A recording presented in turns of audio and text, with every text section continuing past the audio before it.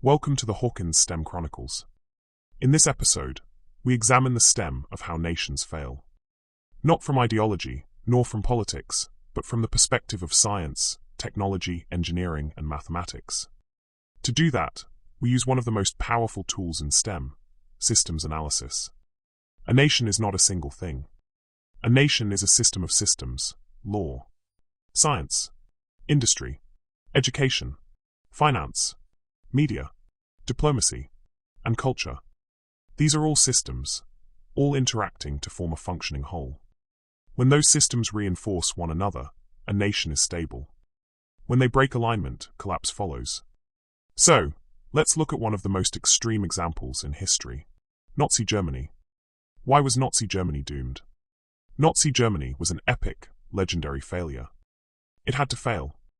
The regime was morally corrupt. But from a STEM perspective, it was also structurally doomed. Its core national systems were broken, one by one. Let's examine them. Science. Science was redirected away from discovery and toward weapons and racial pseudoscience. Truth was replaced by ideology. Ideology imperils the free discussion of truth because it replaces evidence with loyalty, inquiry with certainty, and reality with narrative.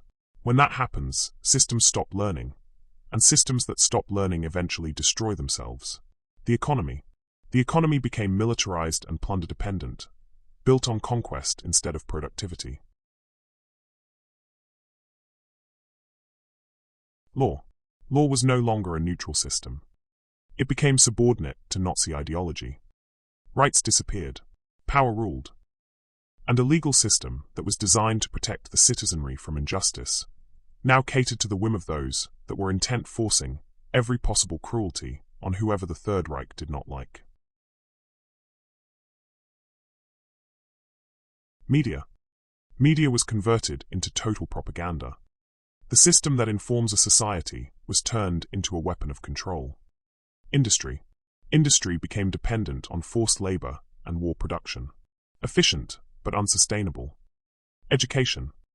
Education was no longer about knowledge. It became indoctrination. Finance. Finance relied on looting and unsustainable debt, feeding a war economy that could only survive by expanding. Religion. For centuries, German churches had taught of an eternal God who valued human dignity, so much so that he sent his only begotten Son, Jesus, to die on a cross for the sins of the world. However, under the Third Reich, the faith was compromised. Religion was absorbed into the state. Its moral authority used to legitimize a regime built on violence. Under the Third Reich, conscience and moral law were swept aside. Thou shalt not steal became invade and take. Theft became policy.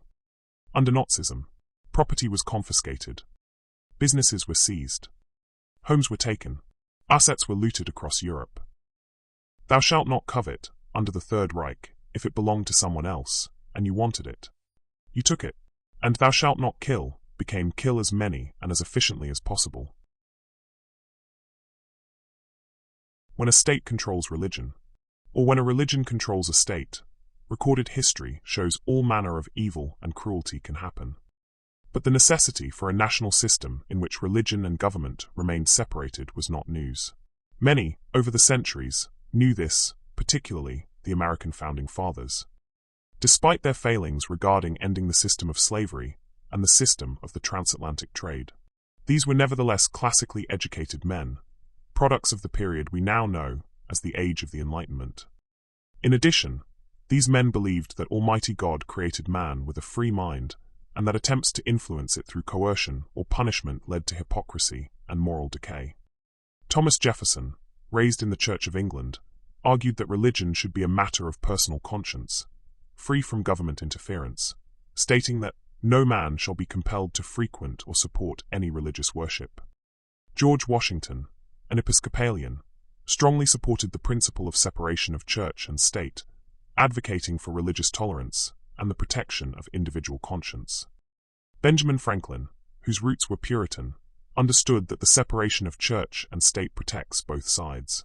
Citizens lose when government imposes religion, because conscience must be free. And when government dictates terms to a church or a faith, religion itself suffers, its moral authority compromised by power. The signers of the Declaration of Independence were not the only ones who saw a necessity for separation of church and state.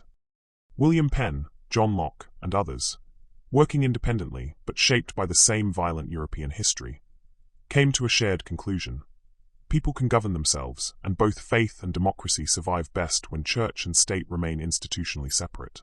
Hindsight being 2020, Hitler should have listened to the American founding fathers. Then diplomacy. Diplomacy was replaced with coercion. Negotiation gave way to force. The fatal feedback loop. The system became war, plunder, more plunder. That is not a civilization. That is a self-destructing machine. A self-destructive machine undermines itself. It defeats its own purpose. It damages its own structure. It harms its own components. And ultimately, a self-destructive machine destroys itself. In complex systems, such as nation-states, this kind of behavior often produces irreversible consequences. Bottom line, self-destructive machines lead to total system collapse. Look around the globe today. Do you see any nations repeating this model? Let's hear your thoughts in the comments section below. Honestly, your comments can be really important because something you may say can spark a really great conversation. Also, be sure to like and subscribe to grow this community of people that care about neighborhood-based, independent science, technology, engineering, and mathematics. See you next time, and again many thanks.